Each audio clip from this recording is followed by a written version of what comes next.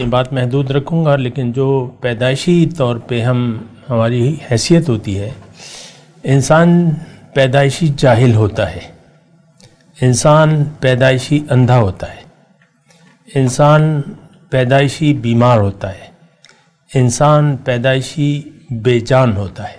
یہ چار باتیں ذرا نوٹ کر لیں، ایک ایک کر کے ہم انشاءاللہ ڈسکس کریں گے۔ پہلے یہ اندھے پن پہ بات کرتے ہیں۔ اعوذ باللہ من الشیطان الرجیم، بسم اللہ الرحمن الرحیم۔ اللہم صلی علی سیدنا محمد معدن الجود والکرم وآلہ وسلم۔ سامعین و ناظرین اکرام، السلام علیکم ورحمۃ اللہ وبرکاتہ۔ آج کا ہمارا موضوع یہ ہے کہ کیا ہم اندھے ہیں؟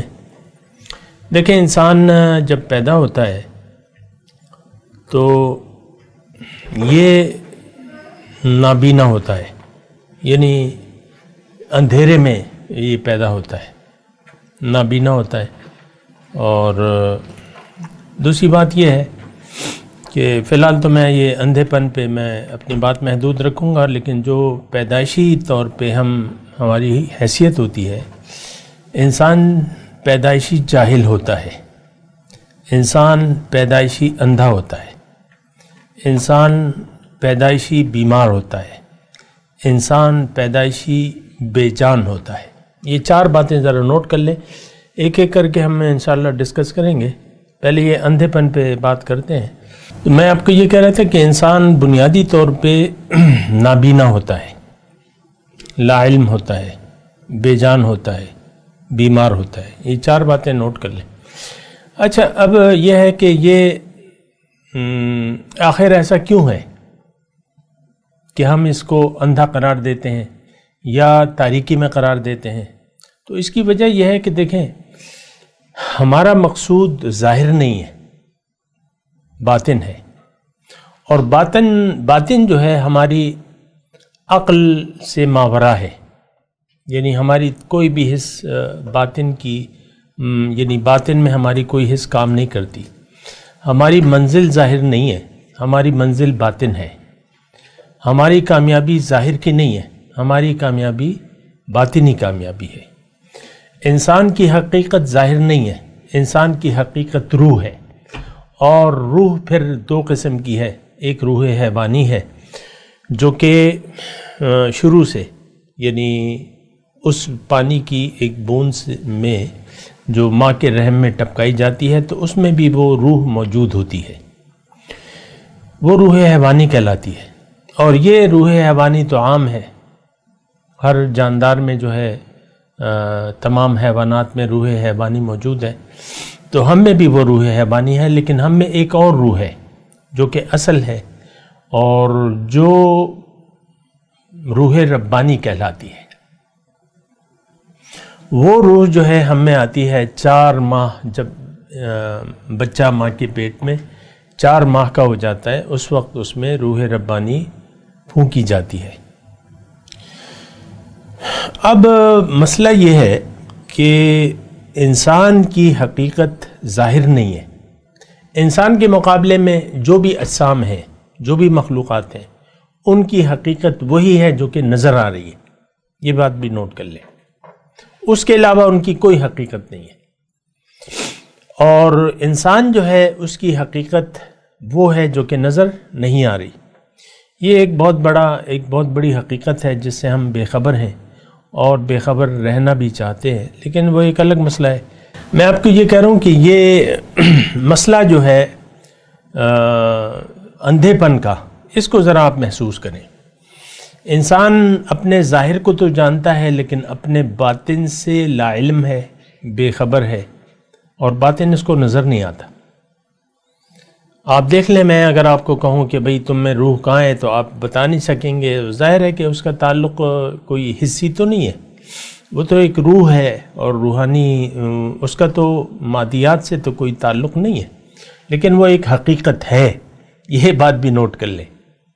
اللہ تعالیٰ نے جب ہمیں پیدا فرمایا، آدم کو، اور پیدا فرمانے لگا، تو فرشتوں سے کہا کہ جب میں اس کی ظاہر کو برابر کر لوں، اس کے ظاہری جسم کو، فَإِذَا سَوَّيْتُهُ وَنَفَخْتُ فِيهِ مِن رُوحِي فَقَعُوا لَهُ سَاجِدِينَ، جب میں اس کا ظاہر برابر کر لوں اور پھر اس میں جب اپنی روح پھونکوں تو تب تم نے اس کو سجدہ کرنا ہے. تو انسان مسجود ملائکہ اگر ہے تو وہ روح ربانی کی وجہ سے ہے، یہ بات نوٹ کر لیں. اور ہماری جو کمی ہے وہ یہ ہے کہ ہم اس روح کو نہ سمجھ پائے ہیں اور نہ سمجھنا چاہتے ہیں، نہ یقین ہے نہ یقین کرنا چاہتے ہیں، اور ہمارا سارا کا سارا جو نظر ہے وہ ہمارے ظاہر پر ہے اور باطن سے ہم بے خبر ہیں، اپنی حقیقت سے آج کا انسان بے خبر ہے.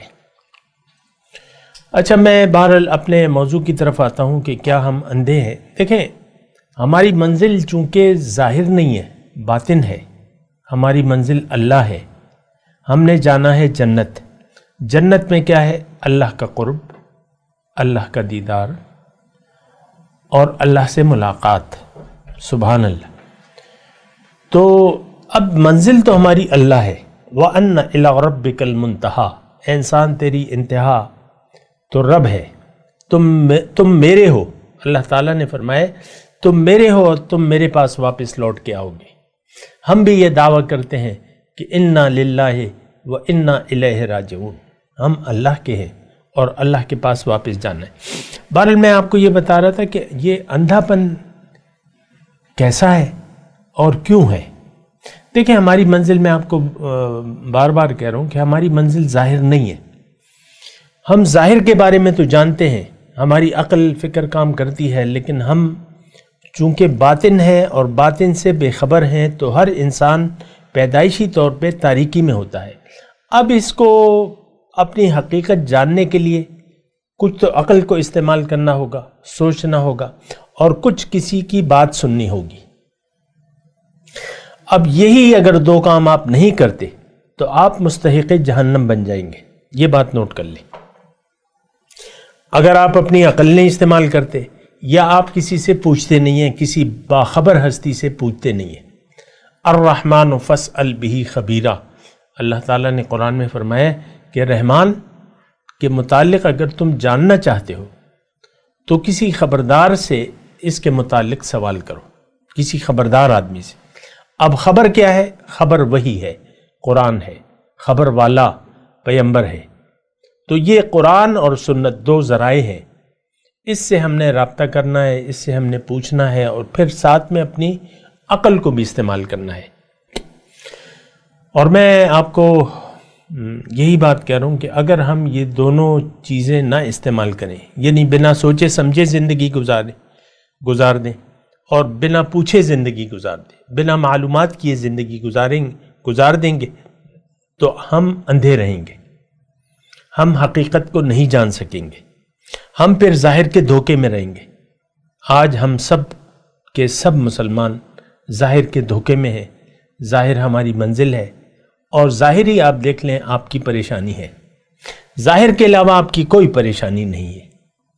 کیوں کہ ادھر سے تو آپ کی آنکھیں بند ہیں، آپ تو اندھے ہیں.